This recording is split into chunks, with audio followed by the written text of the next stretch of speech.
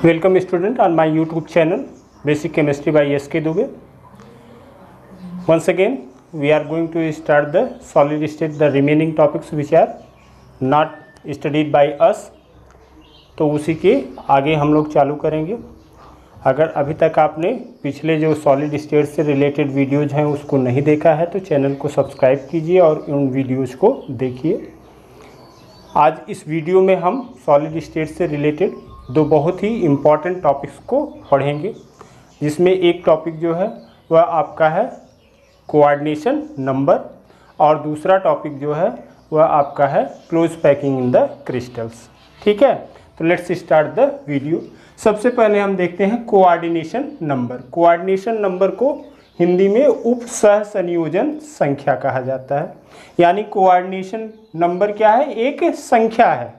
अब ये कौन सी संख्या है वो आप जान लीजिए कि किसी क्रिस्टल लैटिस में किसी एक परमाणु के चारों तरफ जो निकटवर्ती परमाणु होते हैं उन्हीं परमाणुओं की संख्या क्या कहलाती है? कोऑर्डिनेशन नंबर कहलाती है। तो let's see the how we can write about the coordination number. तो coordination number we can denote coordination number by CN।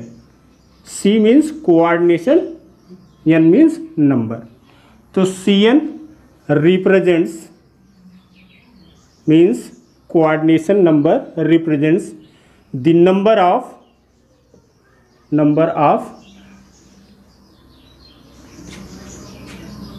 nearest neighboring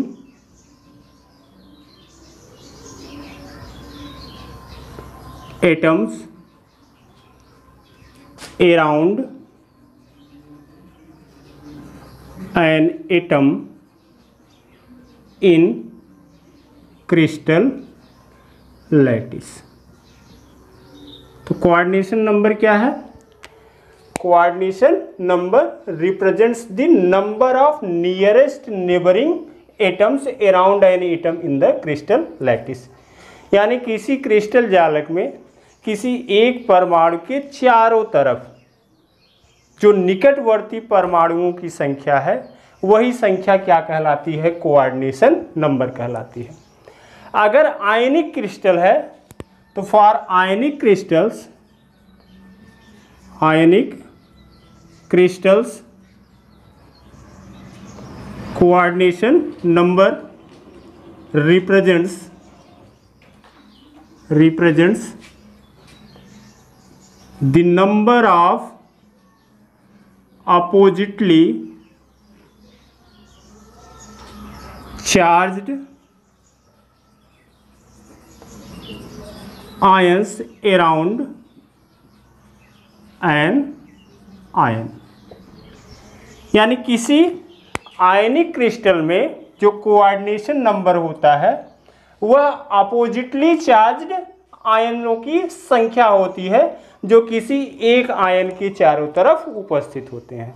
जैसे एग्जाम्पल के तौर पर हम ले कि एक Cl- आयन है तो उसके चारों तरफ जो निकटवर्ती Na+ आयन होंगे उनकी संख्या जो होगी वह क्या होगी? कोऑर्डिनेशन नंबर होगी। ठीक है। या अगर एक Na+ आयन है तो उसके चारों तरफ जो Cl- आयनों की संख्या होगी वह क्या होगी? कोऑर्डिनेशन नंबर होगी। अभी एक हम फिगर के द्वारा देख लें कि जैसे ये एक हम ड्रा कर रहे हैं कि ये एक क्रिस्टल लैटिस में अरेंजमेंट है कॉन्स्टिट्यूएंट पार्टिकल्स की। कॉन्स्टिट्यूएंट पार्टिकल्स एक दूसरे को टच करते हुए इस तरीके से व्यवस्थित हैं। तो इसमें हम देखेंगे कि कोऑर्डिनेशन नंबर कितना होगा। आया समझ में? अब इसमें आप ध्यान दीजिए, किसी भी एक एटम को ले लीजिए। मान लीजिए हमने ये एटम ले लिया, ठीक है, इस एटम को हमने ले लिया है। अब इस एटम के हम चारों तरफ देखेंगे कि कितने एटम्स ऐसे हैं जो इसको टच कर रहे हैं, यानी नियरेस्ट नेबरिंग एटम्स को हम देखेंगे। तो अब आप देखेंगे कि इसमें 4 एटम्स हैं जो क्या कर रहे हैं? इस एक एटम को चारों तरफ से घेरे हुए हैं। तो कोऑर्डिनेशन नंबर कितनी हो जाएगी, ये हो जाएगी 4। ठीक है, तो इस तरीके से हम कोऑर्डिनेशन नंबर को डिफाइन करते हैं। जो भिन्न भिन्न प्रकार के क्रिस्टल लैटिस होते हैं, उन भिन्न भिन्न प्रकार के क्रिस्टल लैटिस में, तो in various types of crystal lattices coordination number is different. तो अभी हम देखते हैं कि भिन्न भिन्न प्रकार के जो क्रिस्टल लैटिस होते हैं उनमें कोऑर्डिनेशन नंबर क्या होता है। तो उसमें हम देखते हैं, सबसे पहला हम देख लेते हैं सिंपल क्रिस्टल लैटिस के लिए। तो for simple crystal lattice coordination number is 6। Coordination number कितना होता है सिंपल क्रिस्टल लैटिस के लिए? 6 होता है। अगर वही बॉडी सेंटर्ड है यानी BCC है, तो उसके लिए कोऑर्डिनेशन नंबर कितना होता है? 8 होता है। यानी एक परमाणु के चारों तरफ नियरेस्ट नेबरिंग एटम्स की संख्या कितनी होती है? 8 होती है। और अगर फेस सेंटर्ड है यानी FCC है, तो फेस सेंटर्ड के लिए नियरेस्ट नेबरिंग एटम्स की संख्या कितनी होती है? 12 होती है। यानी कोऑर्डिनेशन नंबर कितना होता है? 12 होता है। तो इसको आप लोग याद कर लेंगे या नोट डाउन कर लीजिए कि सिंपल क्रिस्टल लैटिस के लिए coordination number 6 means 1 atom is surrounded by 6 neighbouring atoms. In body centred means BCC coordination number is 8 means 1 atom in the crystal lattice is surrounded by 8 atoms, and for face centered cubic lattice there is coordination number 12 means 1 atom in the crystal lattice is surrounded by 12 atoms। ठीक है, तो ये हो गया coordination number के बारे में। अब इसके बाद हम देखेंगे क्लोज पैकिंग। ठीक है, तो close packing in crystal lattices.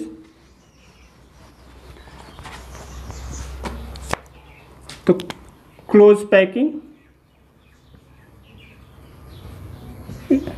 In solids यानी ठोसों में संकुलन। अब क्लोज पैकिंग इसको हिंदी में कहा जाता है निबिड़ संकुलन। निबिड़ संकुलन। क्लोज पैकिंग का मतलब क्या है? निबिड़ संकुलन। यानी किसी ठोस में कॉन्स्टिट्यूएंट पार्टिकल्स इस तरीके से व्यवस्थित होते हैं कि empty spaces are very very less in the crystal lattice और इन द सॉलिड्स। यानी कॉन्स्टिट्यूएंट पार्टिकल्स अवयवी कणों घटक कणों को की इस प्रकार की व्यवस्था कि ठोस में एम्प्टी स्पेस बहुत कम हो, तो वह क्या कहलाएगा? निबिड़ संकुलन या क्लोज पैकिंग कहलाएगा। अब ठोसों में क्लोज पैकिंग जो होती है वो समझने के लिए हम देखते हैं क्लोज पैकिंग कितने प्रकार की होती है। क्लोज पैकिंग 3 प्रकार की होती है। एक होता है वन डायमेंशनल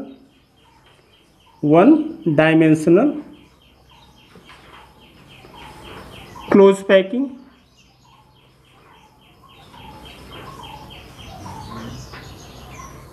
इसको कहते हैं एक विमीय संकुलन। दूसरे प्रकार का है 2 dimensional close packing. 2 dimensional close packing इसको कहते हैं द्विविमीय संकुलन। द्विविमीय संकुलन। उसके बाद तीसरा होता है 3 डायमेंशनल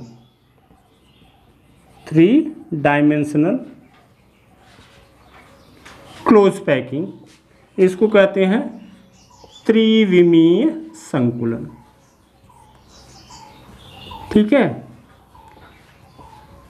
तो for understanding the close packing in the solids we must know the types of close packings. There are three types of close packing in the solids. First, one dimensional close packing, second, two dimensional close packing, and third, three dimensional close packing. In solids, this three dimensional close packing is present. Two dimensional close packing forms the plane of the crystal, यानी crystal तल का निर्माण करता है two dimensional close packing, जबकि ठोसों में three dimensional close packing होती है. And two dimensional close packing is form by the arrangement of one dimensional close packings. अब इसको हम देखते हैं कि सबसे पहले वन डायमेंशनल क्या होता है. ठीक है, तो वन डायमेंशनल क्लोज पैकिंग में द कॉन्स्टिट्यूएंट पार्टिकल्स. अब क्लोज पैकिंग समझने के लिए आप यहाँ पर let us assume that the constituent particles are same sized spheres. यानी यहाँ पर हम कॉन्स्टिट्यूएंट पार्टिकल्स जिनसे ठोस बना हुआ है उसको हम क्या एज्यूम करते हैं, बड़े गोले के रूप में एज्यूम करते हैं. और वो गोले कैसे हैं, समान आकार के गोले हैं. ठीक है, तो अब यहाँ पर वन डायमेंशनल के लिए, यानी यहाँ पर जो एटम्स होंगे या आयंस होंगे या कॉन्स्टिट्यूएंट पार्टिकल्स होंगे जिनसे सॉलिड बना होगा, वो केवल एक डायमेंशन में अरेंज होंगे. तो हम देखते हैं कि एक्स डायमेंशन में, तो अभी हमने क्या माना कि कॉन्स्टिट्यूएंट पार्टिकल्स को हम समान आकार के गोलों के रूप में मान लेते हैं. तो अब इस तरीके से अगर गोले केवल एक अक्ष में अरेंज हो रहे हैं, एक्स एक्सिस के अनुदिश क्या हो रहे हैं, ये अरेंज हो रहे हैं, तो यह अरेंजमेंट या यह क्लोज पैकिंग क्या कहलाएगा, वन डायमेंशनल क्लोज पैकिंग कहलाएगा. अब इसमें अगर देखें हम तो किसी भी एक गोले के निकटवर्ती परमाणुओं की संख्या यानी नियरेस्ट नेबरिंग एटम्स की संख्या कितनी है, 2 है. thus the coordination number will be 2 in the one dimensional close packing.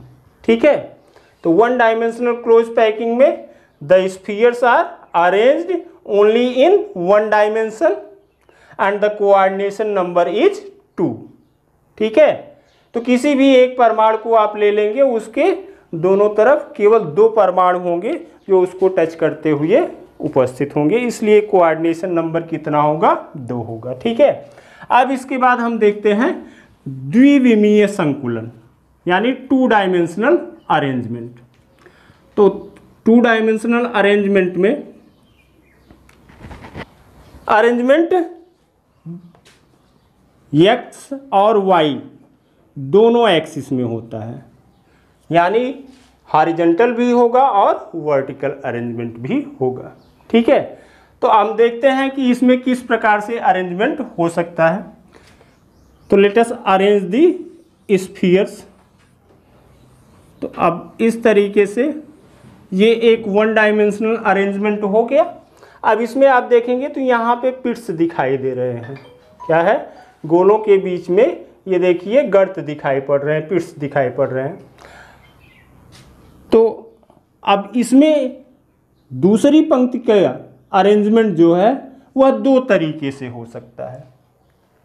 तो दूसरी पंक्ति का अरेंजमेंट जब वाई एक्सिस के अनुदिश होगा 2 तरीके से, तो कैसे होगा वो देख लीजिए. ठीक है, तो एक प्रकार का अरेंजमेंट तो ऐसा हो सकता है कि इस पहली पंक्ति के जो स्फीयर्स हैं ठीक उनको अलाइनमेंट में दूसरी जो पंक्ति के गोले हैं वो भी अरेंज हो इस तरीके से. द स्फीयर्स आर अरेंज्ड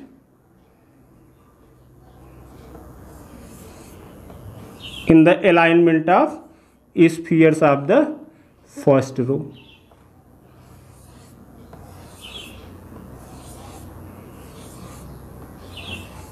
तो ये एक तरीके से हो रहा है, एक तो ये अरेंजमेंट हो गया.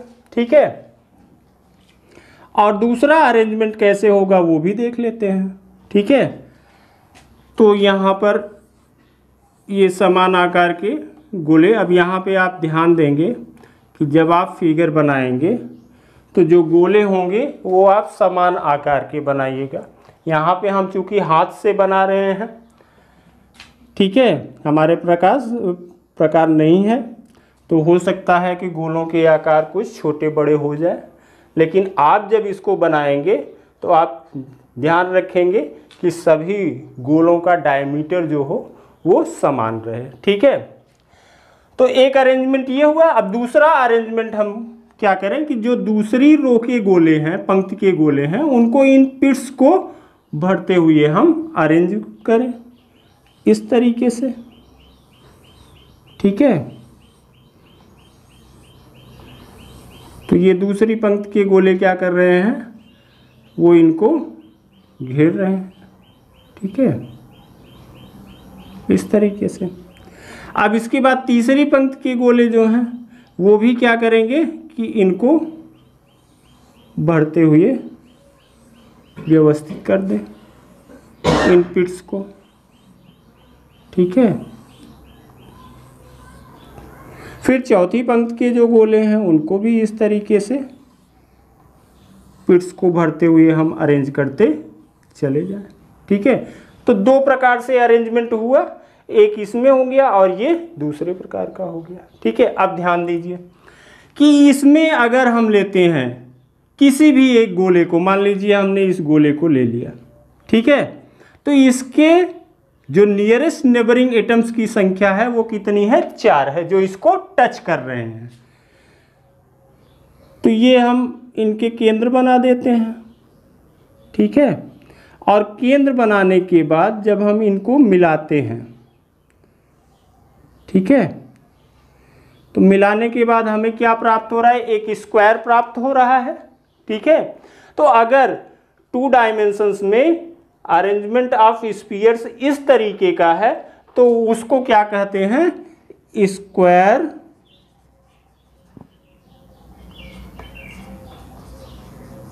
प्लेन या स्क्वायर क्लोज पैकिंग आप कह दीजिए, स्क्वायर क्लोज पैकिंग। इसको शॉर्ट में कहा जाता है SCP।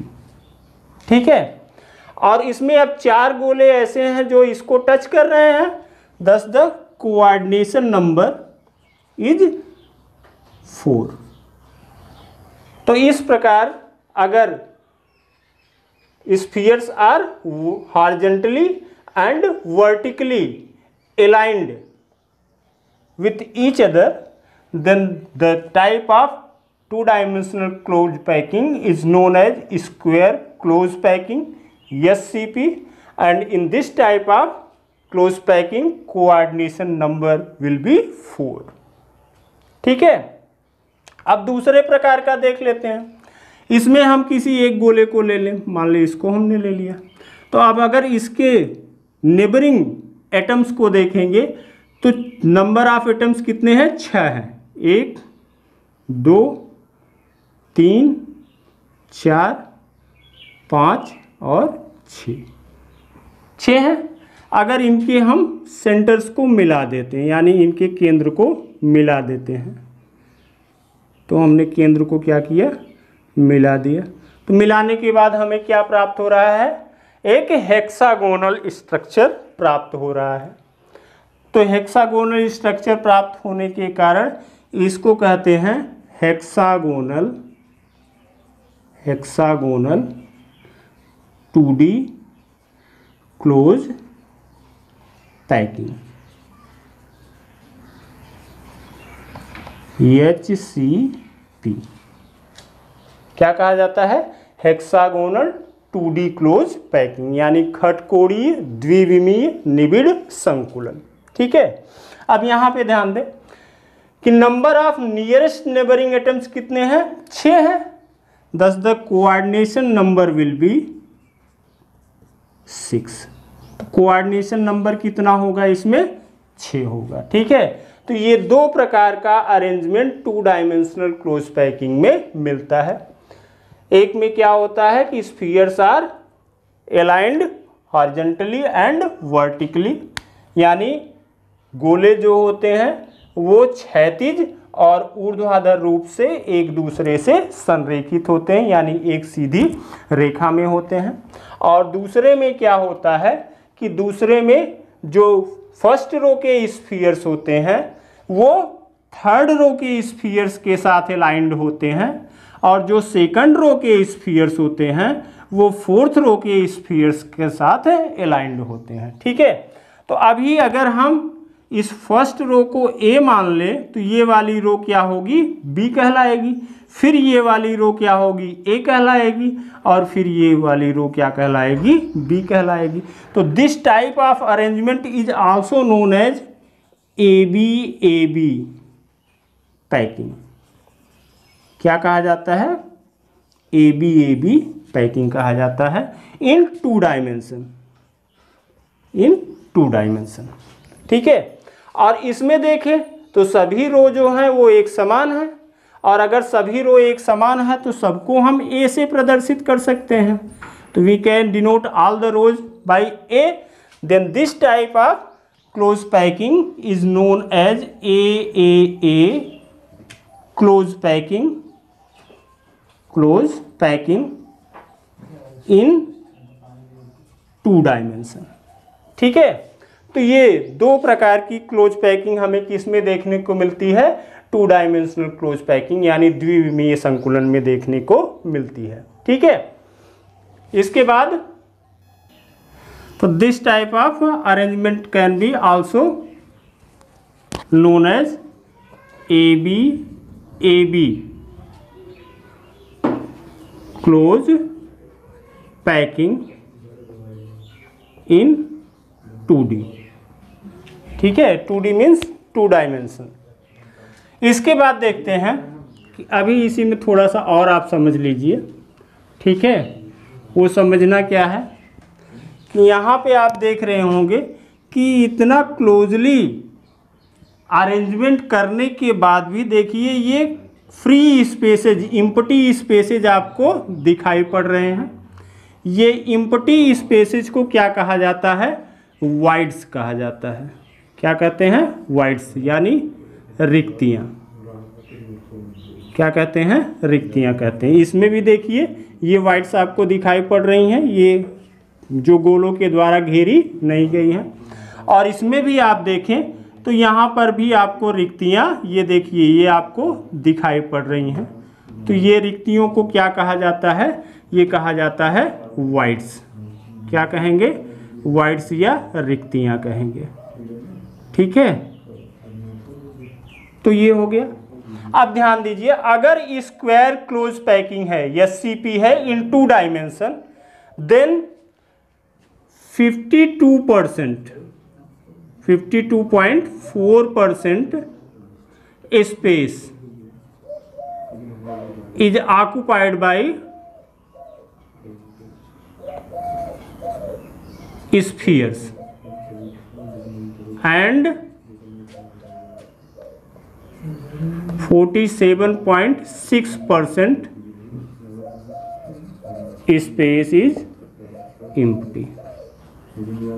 ठीक है, तो अगर square close packing two dimension में है तो 52.4% स्पेस जो होगा वो स्फीयर्स के द्वारा ऑक्युपाइड होगा, यानी स्फीयर्स के द्वारा घेरा गया होगा। लेकिन 47.6% स्पेस जो है वो क्या होगा, खाली होगा, यानी वो गोलों के द्वारा नहीं घेरा जा पाएगा। किसमें, स्क्वायर क्लोज पैकिंग या ए क्लोज पैकिंग इन 2D में।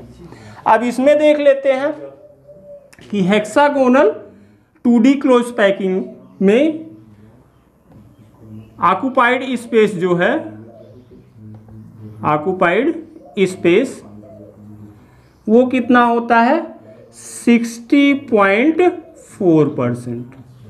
और इम्प्टी स्पेस कितना होता है, इम्प्टी स्पेस होता है 39.6%। ठीक है, तो टू डायमेंशनल में अगर स्क्वायर क्लोज पैकिंग है तो empty space 47.6% and occupied space 52.4%।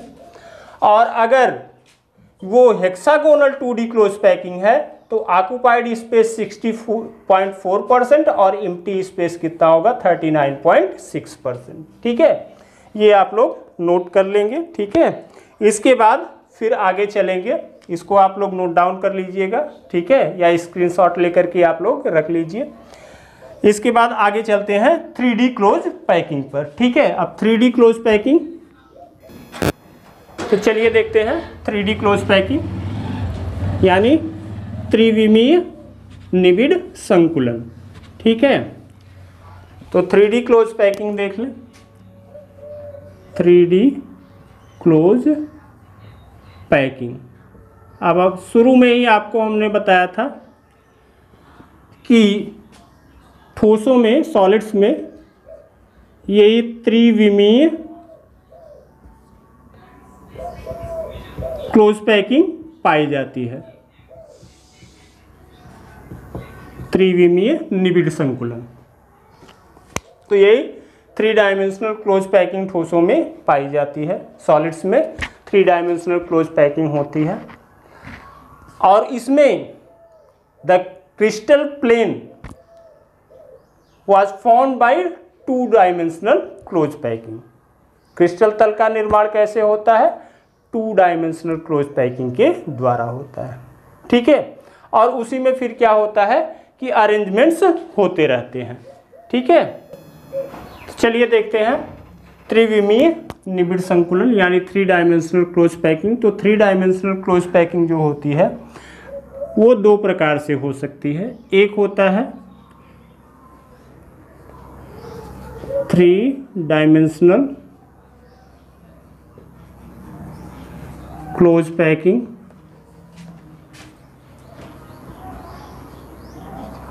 Bye square close packing in 2D। और दूसरा होता है 3 dimensional close packing by hexagonal close packing in 2D, ठीक है। यानी वर्गाकार द्विविमीय निबिड संकुलित परतों के द्वारा 3 डायमेंशनल क्लोज पैकिंग और खटकोणीय निबिड संकुलित परतों के द्वारा 3 डायमेंशनल क्लोज पैकिंग, ठीक है। तो अब हम सबसे पहले देखते हैं कि 3 dimensional close packing by square close packing in 2D, ठीक है। तो अब इसमें देखेंगे तो इसको और क्या कहा जाता है, और SCP इन 3D। SCP मतलब स्क्वायर क्लोज पैकिंग इन 3 डायमेंशन। तो अब स्क्वायर क्लोज पैकिंग 2D अभी हमने पढ़ा कि उसमें क्या होता है कि समान साइज के जो गोले होते हैं वो दोनों विमाओं में एक दूसरे के अलाइनमेंट में एक दूसरे के उपस्थित होते हैं इस तरीके से, ठीक है। ध्यान केवल आप यही देंगे कि जब आप गोले बनाएंगे तो गोलों का आकार जो होगा वो क्या होगा, वो समान होगा, ठीक है। तो ये इस तरीके से हो गया। अभी ये क्या है, ये 2 डायमेंशनल स्क्वायर क्लोज पैकिंग है, ठीक है। अब ये क्या करेगा कि ये क्रिस्टल के तल का निर्माण करेगा। क्या बनाएगा? क्रिस्टल के तल को बनाएगा, ठीक है। अब इसी के ऊपर इसी प्रकार की दूसरी, तीसरी, चौथी, 5वीं परत रखते चले जाएंगे, ठीक है। तो जब ऐसा करते चले जाएंगे तो वह जो पैकिंग बनेगी वह क्या होगी, 3 डायमेंशनल क्लोज पैकिंग होगी, ठीक है। अब यहाँ पे ध्यान केवल ये रखना है कि जो दूसरी परत के गोले इसके ऊपर, इसको तल बना लिया और उसके ऊपर जो ऐसी दूसरी परत रखी जाएगी उसके गोले ठीक इस पहली परत के गोलों के ऊपर होंगे। तीसरी परत के गोले क्या होंगे, वो दूसरी परत के गोलों के ऊपर होंगे। चौथी परत के गोले भी क्या होंगे, वो तीसरी परत के गोलों के ऊपर होंगे। ठीक है, यानी एक्स वाई जेड तीनों एक्सिस में जो गोले होंगे, स्फीयर्स होंगे, वो क्या होंगे, they are aligned with each other. ठीक है, तो जब इस प्रकार की पैकिंग होगी, एक एग्जांपल आपको बता देते हैं। अंडे का ट्रे देखे होगा आपने। ठीक है, तो एक अंडे का जो ट्रे होता है उसमें ढेर सारे अंडे बीच बीच में रखे होते हैं। ठीक है, और उसी के ऊपर ढेर सारे ट्रे व्यवस्थित करते चले जाते हैं, तो वो जो पैकिंग आपको दिखाई पड़ती है वही पैकिंग क्या हो जाती है, आपकी 3 डायमेंशनल क्लोज पैकिंग हो जाती है। तो इसमें भी ठीक उसी तरीके से होता है कि एक परत के ऊपर दूसरी परत, दूसरे के ऊपर तीसरी, तीसरी के ऊपर चौथी, चौथी के ऊपर पांचवी, ऐसे ही रखते चले जाएंगे। अब इसमें क्या होगा कि इस प्रकार का जो अरेंजमेंट होता है वह क्या कहलाता है, स्क्वायर क्लोज पैकिंग इन 3 डायमेंशन। क्या कहलाता है, स्क्वायर क्लोज पैकिंग इन 3 डायमेंशन। ठीक है, अब इसमें भी आप देखेंगे तो स्पेसेज, एम्प्टी स्पेसेज रह जाते हैं। ठीक है, एम्प्टी स्पेसेज क्या होते हैं, इसमें रह जाते हैं। पूरा का पूरा जो होता है वो इसके द्वारा, गोलों के द्वारा स्पेस घेरा नहीं जा पाता है। ठीक है, और इस तरीके की जो पैकिंग होती है वो किस में पाई जाती है, क्यूबिक लैटिस में पाई जाती है। किस में मिलती है, क्यूबिक लैटिस में पाई जाती है, खास करके सिंपल क्यूबिक लैटिस में इस प्रकार का स्क्वायर क्लोज पैकिंग पाया जाता है। तो दूसरे प्रकार की क्लोज पैकिंग की वो कहलाती है hexagonal close packing. Hexagonal close packing इन 3D, यानी खटकोणीय त्रिविमीय निबिड संकुलन। अब इसमें क्या होता है कि जो क्रिस्टल प्लेन, क्रिस्टल तल का फॉर्मेशन होता है, वह क्रिस्टल प्लेन का फॉर्मेशन हेक्सागोनल 2 डायमेंशनल पैकिंग के द्वारा होता है। यानी हेक्सागोनल 2 डायमेंशनल लेयर्स जो होती हैं वो फॉर्मेशन करती हैं किसका, क्रिस्टल लैटिस के तल का निर्माण करती हैं। तो हेक्सागोनल 2 डायमेंशनल में हमने क्या बताया था कि समान आकार के गोले जो होते हैं वो इस तरीके से व्यवस्थित होते हैं, और उसके बाद दूसरी रो के गोले जो होते हैं वो पिट्स में व्यवस्थित होते हैं। फिर पहली रो के जो गोले होते हैं उनके संरेखण में तीसरी पंक्ति के गोले होते हैं, और फिर चौथी पंक्ति के जो गोले होते हैं वो दूसरी पंक्ति के गोलों के साथ क्या होते हैं, संरेखित होते हैं। अभी ये क्या बनाएगा, ये क्रिस्टल तल का फॉर्मेशन करेगा। ठीक है, अब इसमें आप देखेंगे तो 1 2 3 4 5 6, ये 6 आपको एम्प्टी स्पेस एक स्फीयर के चारों तरफ दिख रहे हैं, और कोऑर्डिनेशन नंबर कितना है, 6 है। ठीक है, अब इसके ऊपर ऐसी ही दूसरी, तीसरी, चौथी, पांचवी पंक्ति को हम व्यवस्थित करते चले जाएंगे तो हेक्सागोनल क्लोज पैकिंग इन 3 डायमेंशन प्राप्त हो जाएगी। ठीक है, तो अब जैसे एक एग्जाम्पल के तौर पर देखें कि ध्यान दीजिए, इन रिक्तियों को जो है उसको ढकते हुए हम अगली पंक्ति के गोलों को व्यवस्थित करेंगे। तो अब देखिए हम डॉटेड लाइन के द्वारा ये दर्शा रहे हैं। ठीक है, ये दूसरी पंक्ति के गोले हैं जो डॉटेड लाइन के द्वारा दर्शाए जा रहे हैं। ठीक है, तो अब ये दूसरी पंक्ति के गोले हो गए। ठीक है, ठीक इसी प्रकार से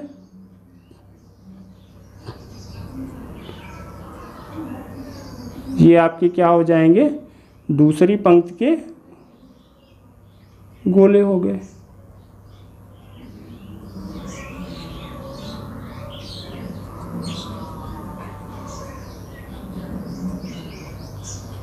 ठीक है, ये क्या हो गया, दूसरी पंक्ति के गोले, ये ढकते हुए व्यवस्थित होते चले जा रहे हैं। ठीक है, तो अभी अगर इसमें हम देखें तो एक रिक्त ये, दूसरी रिक्त ये, और ये तीसरी रिक्त, ये 3 गोलों के द्वारा ढकी हुई है। तो इसको हम अलग से बना लें। ठीक है, तो अलग से बनाएं तो ये क्या हो जाएगा, बीच वाला हो गया, उसके बाद साइड वाले,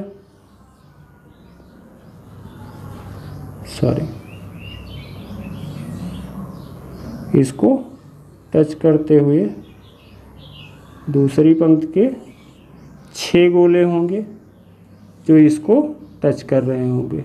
ये इस तरीके से हो गया। ठीक है, तो अभी इस पे 6 रिक्तियां हैं, तो 3 रिक्तियां क्या होंगी, वो तीसरी पंक्ति के गोलों के द्वारा ढक ली जाएंगी। ये ठीक है, इस तरीके से। तो अब इसमें कोऑर्डिनेशन, अब ध्यान दीजिए, ये 3 गोले तो ऊपर वाले हो गए और ऐसी ही पंक्ति क्या होगी, नीचे होगी, तो 3 गोले क्या होंगे, वो नीचे भी हो जाएंगे। तो इसमें जो कोऑर्डिनेशन नंबर होता है वो कोऑर्डिनेशन नंबर क्या होता है, 12 होता है। इसको अगर हम इस तरीके से दर्शाएं कि ये एक गोला हो गया, ये दूसरा गोला हो गया और ये तीसरा गोला हो गया। ठीक है, और ये चौथा हो गया, 5वां हो गया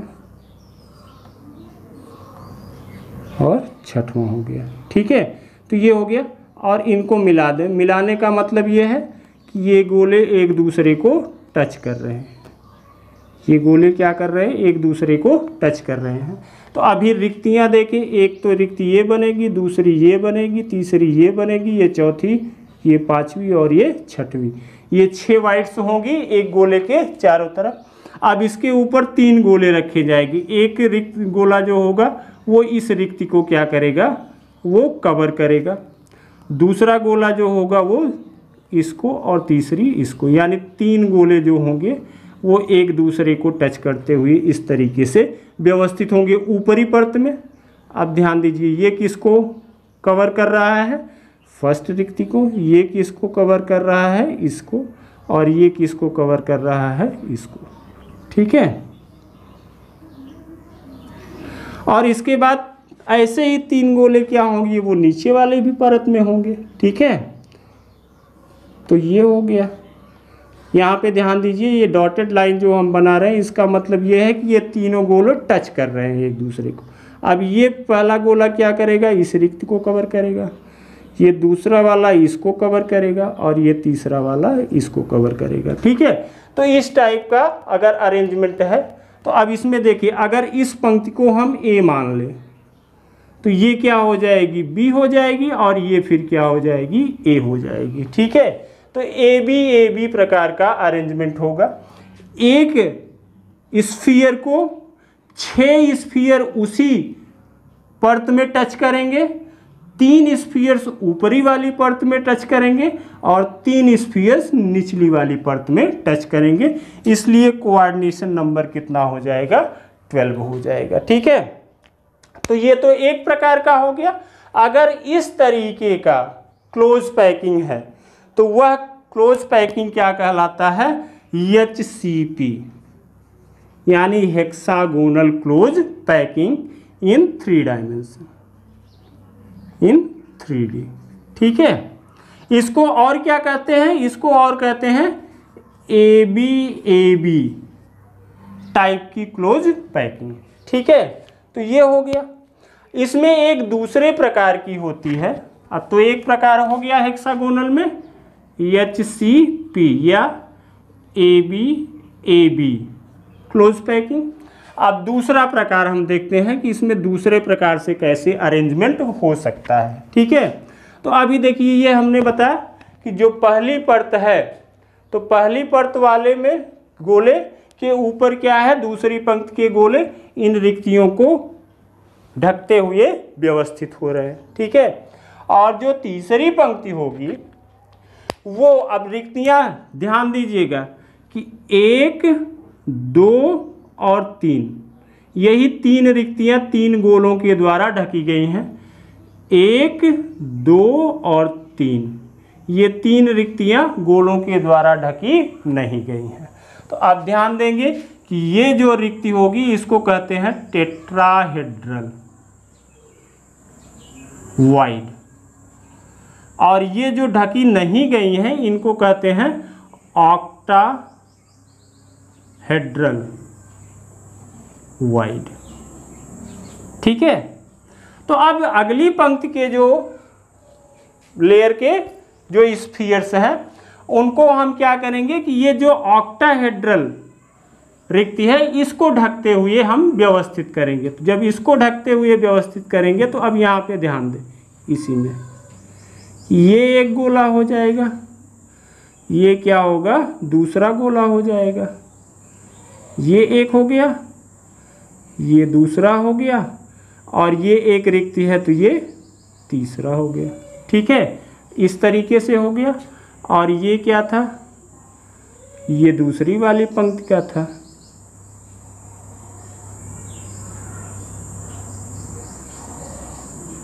ठीक, इस तरीके का अरेंजमेंट हो गया। तो अब इसमें क्या है कि थोड़ा सा चेंज हो जाता है। ठीक है, अब जैसे ये निचली वाली परत ऊपरी वाली परत है और ये क्या है, नीचे वाली परत है। तो अब इसमें चेंज क्या हो जाता है कि जो 6 रिक्तियां हमने आपको बताई, ठीक है, उन 6 रिक्तियों में आप ध्यान देंगे कि 6 रिक्तियां हमने आपको बताई थी इसमें। तो एक तो ये थी, ये दूसरी रिक्ति थी, और ये तीसरी थी, ये चौथी, पांचवी, छठवीं। ठीक है, तो अभी एक तो इस गोले के द्वारा ढक दी गई, ये दूसरे के द्वारा ढक दी गई, और ये तीसरे के द्वारा। ये वाली खाली है, ये खाली है, और ये खाली है। ठीक है, तो अभी जो नीचे वाली लेयर होगी वो क्या करेगी, इनको ढकेगी। तो ये दूसरा वाला इससे ढक जाएगा, छठवां वाला इससे ढक जाएगा, और चौथा क्या होगा, इससे। और ये हम जो डॉट से दिखा रहे हैं इसका मतलब ये गोले तीनों एक दूसरे को टच कर रहे हैं। ठीक है, तो चेंज समझ में आ गया। क्या हो गया कि निचली वाली परत जो होती है वो तीनों परतें, अगर ये बी परत है ये ए हो जाएगा, और ये क्या हो जाएगा, सी हो जाएगा, क्योंकि तीनों परतों में जो अरेंजमेंट है वो अलग अलग है। ठीक है, और इस तरीके से जो बनेगी क्लोज पैकिंग उसको कहते हैं क्यूबिक क्लोज पैकिंग। क्या कहा जाता है, cubic close packing, cubic close packing. ठीक है, शार्ट में इसको कहते हैं CCP। ठीक है, तो 2 प्रकार की 3D क्लोज पैकिंग हुई। ये हो गई एक SCP और दूसरा हो गया CCP। CCP को हम और कैसे प्रदर्शित कर सकते हैं, ABC क्लोज पैकिंग। ठीक है, तो ये हो गई क्लोज पैकिंग। बस खाली डिफरेंस CCP और SCP में देख लेते हैं। ठीक है, तो ये तो हमने CCP बनाया ही है, बस SCP आप देख लें। ठीक है, कि SCP में यहाँ अलग से हम बना दे रहे हैं।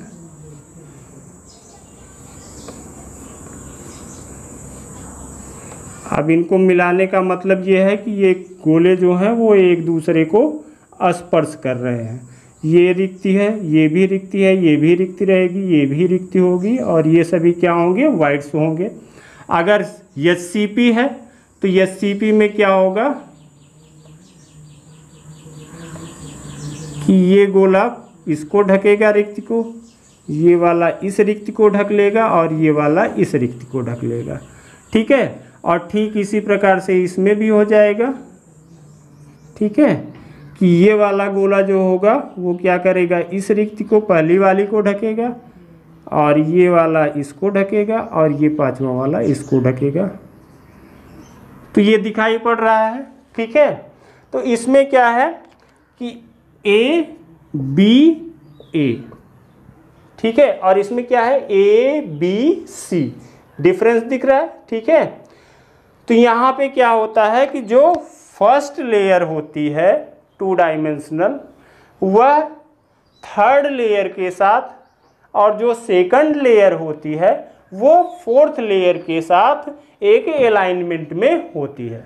ठीक है, और जो CCP होता है उसमें फर्स्ट लेयर 4th लेयर के साथ, सेकंड लेयर 5th लेयर के साथ, और थर्ड लेयर सिक्स्थ लेयर के साथ अलाइनमेंट में होती है। यानी पहली लेयर जो होती है वो तीसरी के साथ, दूसरी लेयर चौथी के साथ और तीसरी लेयर छठवीं लेयर के साथ संरेखित होती है सीसीपी में। और एचसीपी में क्या होता है कि एचसीपी में फर्स्ट लेयर जो होती है वो थर्ड लेयर के साथ और सेकंड लेयर जो होती है वो फोर्थ लेयर के साथ अलाइनमेंट यानी संरेखण में उपस्थित होती है। ठीक है।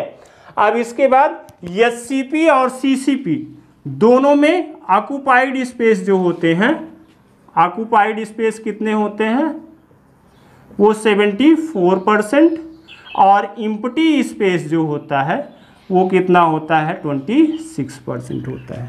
ठीक है। यानी एचसीपी और सीसीपी दोनों में क्या होगा कि ऑक्युपाइड स्पेस 74% और एम्प्टी स्पेस कितना होगा, 26% होगा। ठीक है।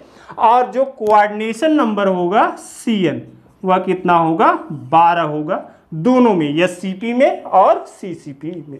ठीक है। तो इसी के साथ ये टॉपिक हम यहीं पर क्लोज करते हैं।